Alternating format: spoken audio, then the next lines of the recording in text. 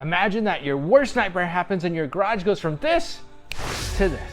If you read the forums, then buying a Porsche 996, 986, 997.1 or 987.1 will leave you nothing but oil stains from the leaky spark plug tubes that you replaced to remind you of your Porsche. According to these forums, this is all because of a ticking time bomb better known as the IMS bearing. I recently asked through a poll if you had done anything with your IMS bearing. The results were quite intriguing, with over 50% of you saying you have done nothing with your IMS bearing. But is that the correct response? Or will it leave you trying to build a time device to go back in time to when you still had a running Porsche? If you are new to the world of early water-cooled Porsches, then the IMS bearing is that mystical thing that you probably have no idea what it really is, just that it likes to explode. An intermediate shaft has been used by Porsche from the early days of the air-cooled flat six engines. The big design difference with these early water-cooled flat six engines is that the design used a lifetime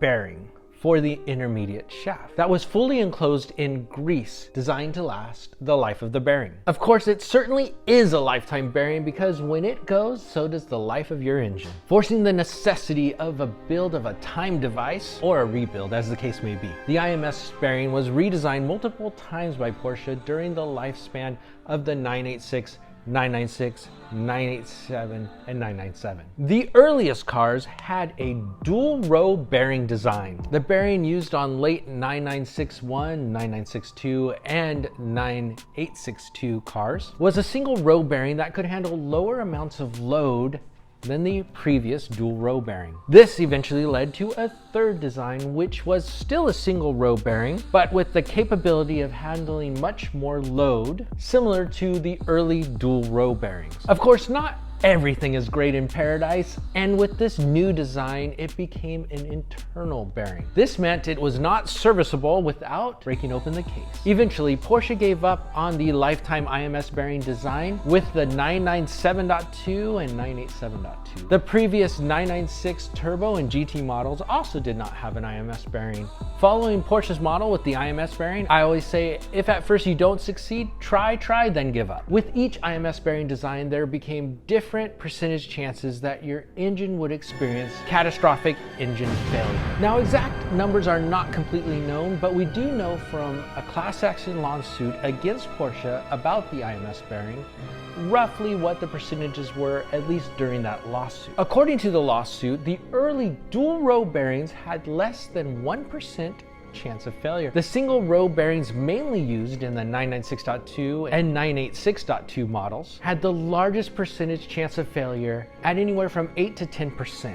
The later single row internal bearing that was able to handle a larger load had a low rate of failure at less than 1%, similar to the dual row bearing. And of course, if you already own one of these cars and you want to further reduce your chances of IMS bearing failure, make sure to subscribe to this channel. I'm sure it'll do some good. I think I may finally have this so I can get back to having a Porsche again.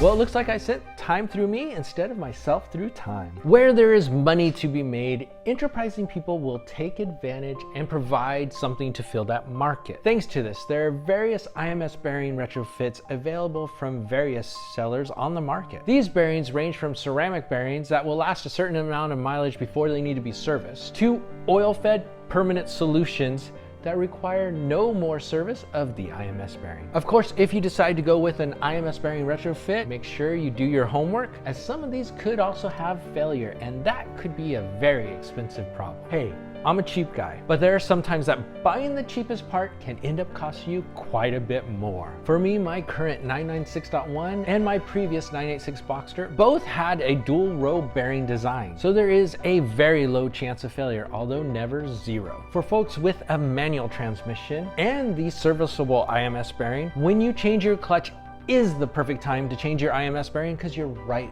there. For me personally, because of the dual row bearing design and because I have a Tiptronic car now, making servicing the IMS bearing more difficult, I'm going to just roll the dice for a while, as I'm probably more likely to have timing chain issues than an IMS bearing blow. Famous last word. Of course, you always need to weigh your options should it all go wrong and make sure you're prepared to do an engine swap or a rebuild or to take a loss on the car. Fortunately, if my IMS bearing does go, I think I finally have this time device with me. The IMS bearing is a large reason why the 986, 996, 997.1, and 987.1 prices had stayed low for quite a while, at least until this current market craziness. Fortunately, the failure rate is fairly low overall, and there are options for added peace of mind. On your left.